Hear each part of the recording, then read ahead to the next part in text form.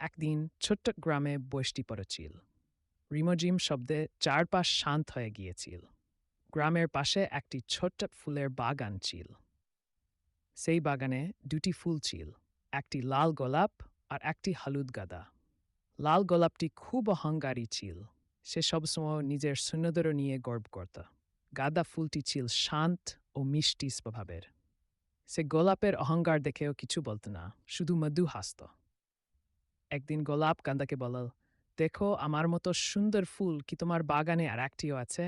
আমার লাল রং কত উজ্জ্বল, আর আমার পাপড়িগুলো কত নরম। গাঁদা হেসে বলল, প্রত্যেক ফুলেরই নিজস্ব সৌন্দর্য আছে। তোমার রং যেমন সুন্দর, তেমনি আমার হলুদ রঙও দেখতে ভালো লাগে।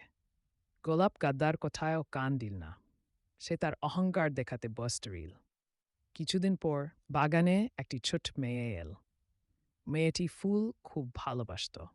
সে গোলাপের কাছে গিয়ে তার সুন্দরও দেখল, কিন্তু গোলাপের অহংকারী কথা